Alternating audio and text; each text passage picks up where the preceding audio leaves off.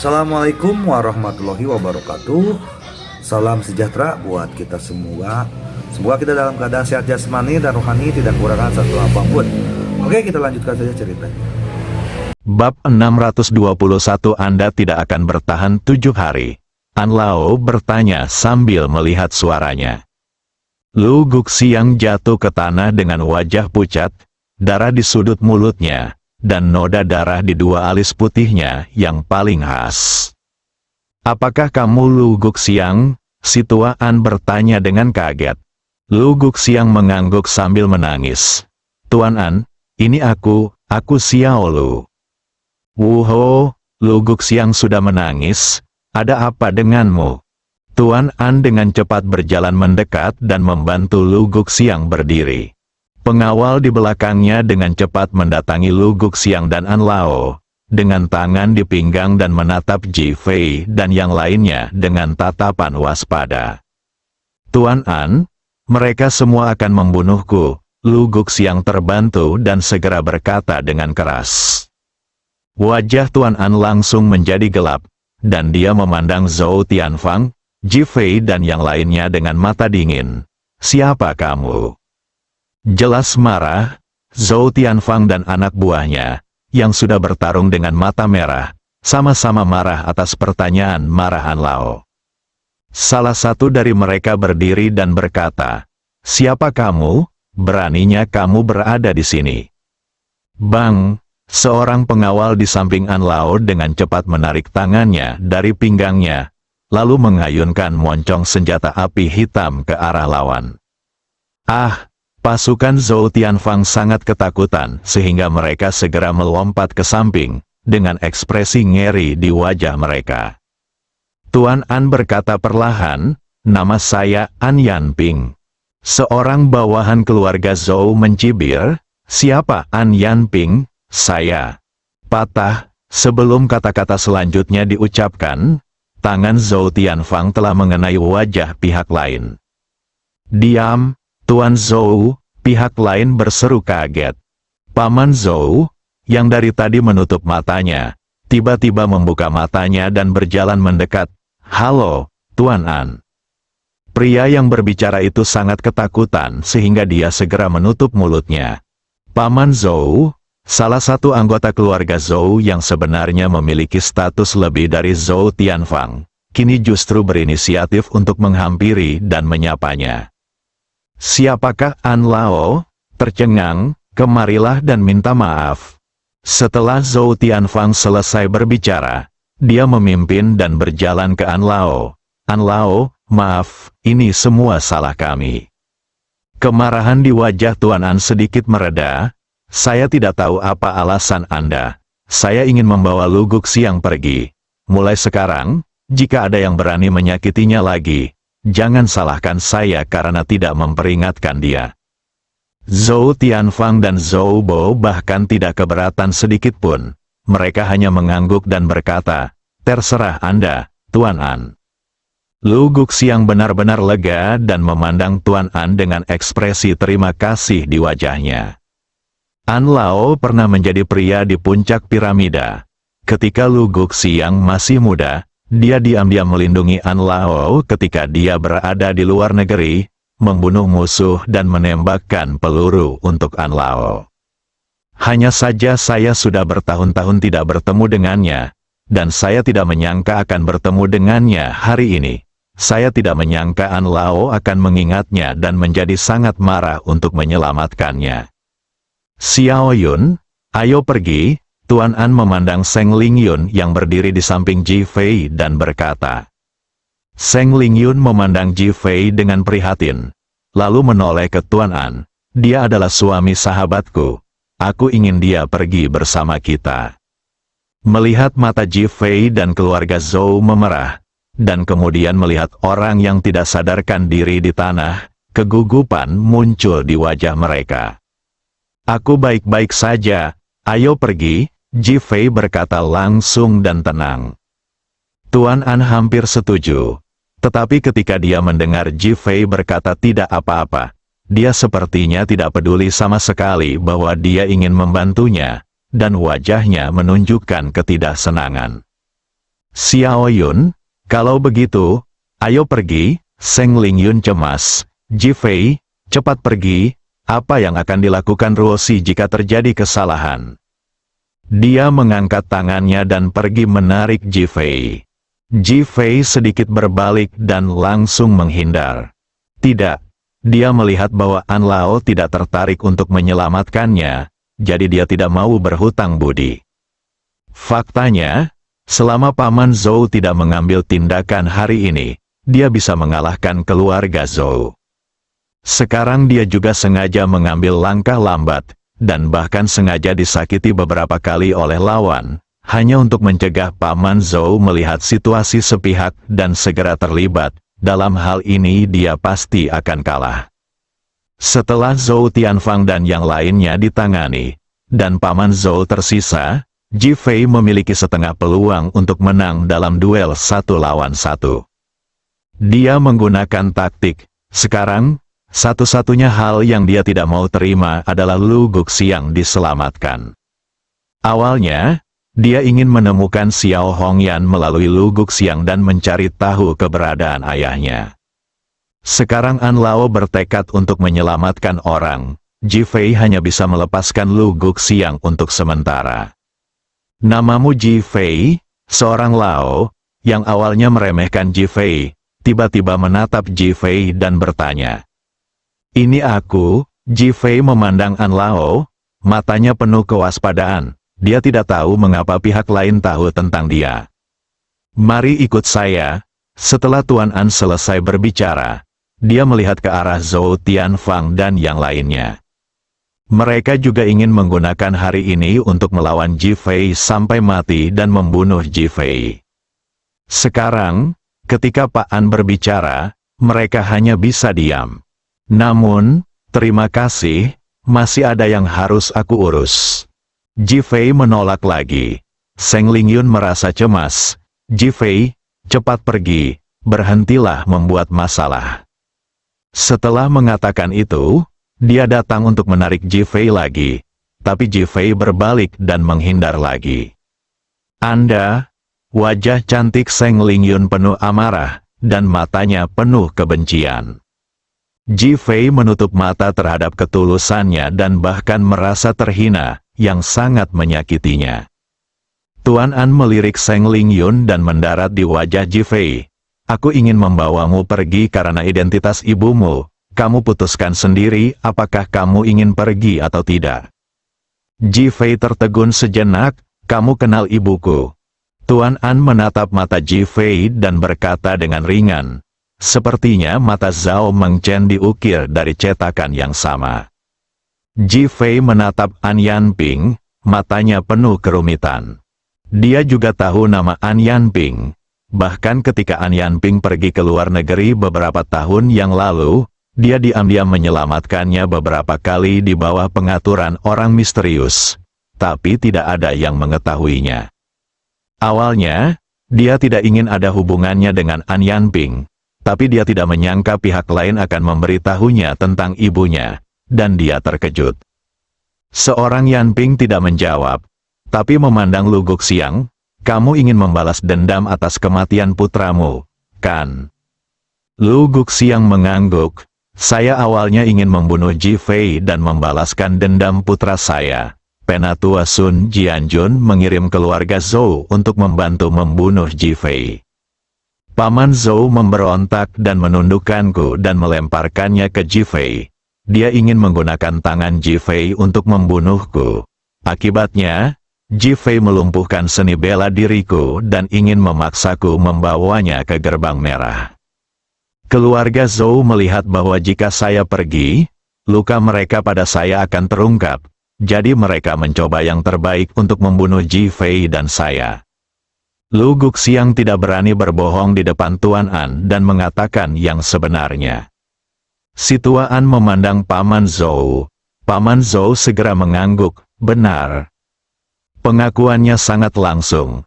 Melihat Zhou Tianfang, apakah Anda, keluarga Zhou, tidak memikirkan fakta bahwa Anda membela Sekte Merah dan membunuh Ji Guanghui dan istrinya? Zhou Tianfang terdiam. Tuan An memandang Ji Fei. Jika Anda mempercayai saya akan memberikan penjelasan tentang masalah ini dalam waktu 7 hari. Dia sudah marah, apalagi saat melihat orang-orang terluka tergeletak di tanah. Dia tidak ingin satu sama lain terus membunuh, jadi dia berinisiatif untuk bertanya. Zhou Tianfang dan yang lainnya tercengang, dengan ekspresi kompleks dan gugup di wajah mereka. Namun Ji Fei memandang Tuan An dan menggelengkan kepalanya, saya tidak percaya. Seorang Lao, kamu tidak akan bertahan 7 hari. Bab 622 karena kamu lebih licik daripada Ruo Sidiam. Seluruh tempat itu sunyi, bahkan tidak bernapas lagi. Semua orang memandang Ji Fei, apakah dia gila?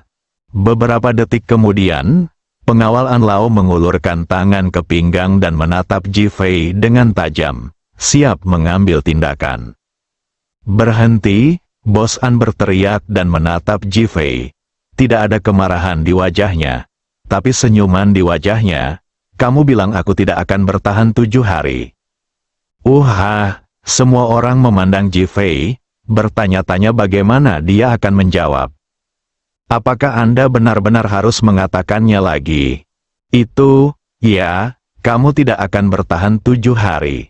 Ji Fei mengulangi lagi.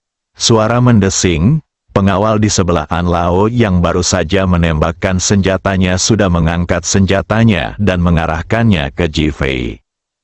Yu Ping, ambil kembali, seorang Lao berteriak dengan tergesa-gesa.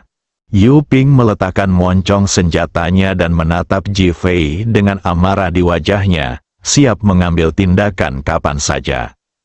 Lalu menurutmu berapa lama waktu yang aku perlukan untuk menyelesaikan masalah ini? Tuan An memandang Ji Fei dan bertanya, kamu masih punya waktu 8 jam. Pada jam 9 malam ini, kamu akan koma. Kamu tidak bisa menyelesaikan masalah ini sebelum itu. Ji Fei berkata dengan ringan, mendesis. Tuan An menarik napas dan menatap Ji Fei. Tahukah Anda konsekuensi mengatakan ini? Ji Fei mengangguk. Tentu saja, aku hanya menyatakan fakta. Dan aku ingin memberitahumu bahwa kamu hanya perlu mengurus urusanmu sendiri dulu, dan kamu tidak perlu mengkhawatirkan urusanku. Hanya, langsung, penentu, wajah seorang Yanping, yang acuh tak acuh bahkan ketika dia mendengar tentang kematian, mau tidak mau mengerutkan kening saat ini. Kesombongan Ji Fei mengejutkannya, saya tidak dapat memahaminya. Haha. Tidak ada yang pernah mati sejak zaman kuno, biarkan saja alam mengambil jalannya. Tuan An tersenyum dan memandang Zhou Tianfang dan Lu Guxiang. Anda tidak boleh berkonflik dalam waktu 3 hari. Jika saya masih hidup dan tidak pingsan, saya akan menyelesaikan masalah ini untuk Anda. Melihat Ji Fei, kamu sangat sombong, berjalan. Seorang Yanping berbalik dan pergi. Marah. Siapapun yang akrab dengan An Yanping tahu bahwa dia sedang marah. Namun, dia tidak marah pada Ji Fei, tapi ingin menggunakan fakta untuk membuktikan bahwa dia akan hidup dengan baik. Lu Guxiang dengan cepat mengikuti di belakang. Zhou Tianfang dan yang lainnya melihat bahwa An Yanping telah mengatakan bahwa masalah ini akan diselesaikan dalam waktu 3 hari, jadi mereka hanya bisa menekannya. Keluarga Zhou segera pergi. Ji Fei dan Seng Lingyun tertinggal. Dia tidak pergi ketika An Yanping pergi sekarang. Ji Fei mengabaikan Seng Lingyun dan berbalik untuk pergi. Hei, apakah kamu rela meninggalkan wanita cantik di hutan belantara ini? Seng Lingyun dengan cepat berteriak genit. Itu hanya di hutan belantara. Ini bukan sarang serigala. Apa yang harus kamu takuti? Ji Fei berkata tanpa henti. Aku benci itu, kalau begitu aku akan pergi ke sarang serigala sekarang dan melihat apakah serigala itu menggigitku. Setelah Seng Lingyun selesai berbicara, dia lari.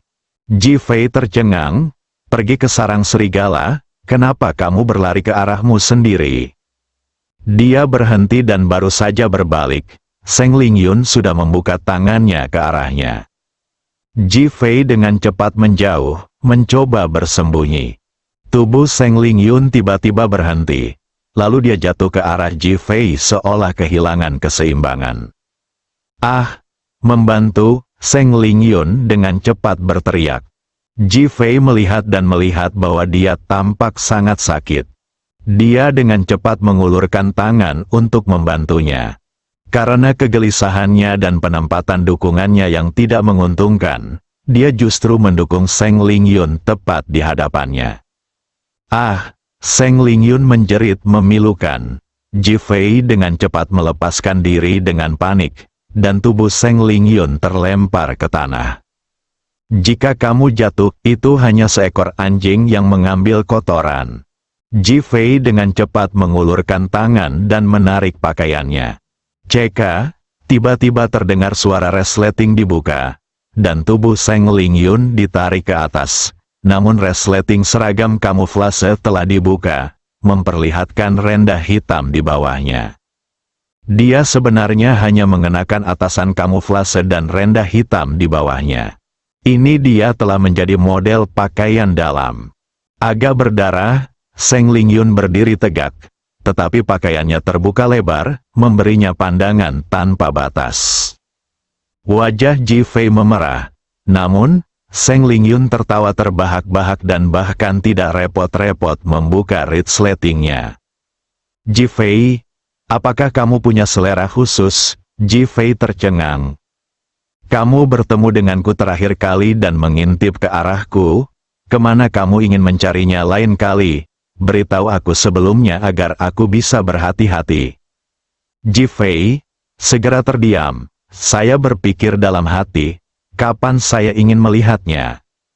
Tapi saya juga depresi, kenapa kebetulan sekali? Sambil menarik napas dalam-dalam, apa yang ingin dilihat? Aku ingin melihat istriku saat aku pulang. Ada segalanya. Sengaja berpura-pura tidak setuju. Seng Lingyun terkekeh. "Cih, jangan kira aku tidak tahu. Kamu dan istrimu belum melakukan apapun. Pernahkah kamu melihatnya?" Ji Fei, dahinya ditutupi garis-garis hitam, dan dia diam-diam menyalahkan Li Ruoxi karena terlalu jujur dan benar-benar mengatakan sesuatu padanya. "Bisakah kamu berjalan sekarang?" Ji Fei langsung mengubah topik pembicaraan. Seng Lingyun juga tahu bahwa ini terlalu terburu-buru. "Saya perlu bantuan. Tanpa obat akhir-akhir ini, gejala mendadak seperti ini sering terjadi." Saat dia berbicara tentang penyakitnya, dia terlihat serius. "Kalau begitu duduklah sebentar, dan kami akan pergi ketika kamu sudah bisa bergerak." Setelah Ji Fei selesai berbicara, dia duduk di tanah.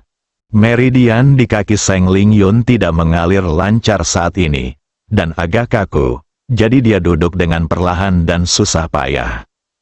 Dia melirik Ji Fei beberapa kali, menunjukkan bahwa dia ingin dia membantu, tetapi Ji Fei mengabaikannya sama sekali. Hal ini membuatnya merasa dirugikan, bahkan membuat hidungnya sakit. Apalagi saat aku memikirkan ibuku yang mengatakan bahwa dia ingin Ji Fei menceraikannya dan menikahinya, jantungku berdebar kencang dan penuh kerumitan. Dia sebenarnya sedikit bingung, bahkan sedikit terkejut. Ji Fei merasakan tatapannya dan menoleh dengan cepat. "Ada apa? Apakah ada yang salah?" "Ah!" Seng Lingyun berteriak dan menggelengkan kepalanya dengan cepat. "Tidak apa-apa, aku hanya penasaran." Rona merah muncul di wajahnya. "Apa yang membuatmu penasaran?" Ji Fei bertanya dengan tenang. "Bagaimana kamu bisa menahan diri saat kamu menjaga istri cantik seperti Li Ruoxi dan menjadi biksu?" Ji Fei tersenyum. "Kamu tidak ingin bertanya padaku apakah aku pria normal, bukan?" Wajah cantik Seng Lingyun semakin memerah. Meskipun Li Ruoxi sedikit kedinginan, hatinya sangat panas. "Aku merasa dia sangat mencintaimu sekarang. Mengapa kamu bisa menahannya?" Seng Lingyun mengumpulkan keberanian untuk bertanya.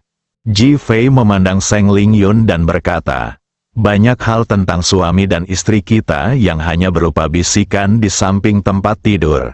tidak pantas bagimu untuk mengetahuinya.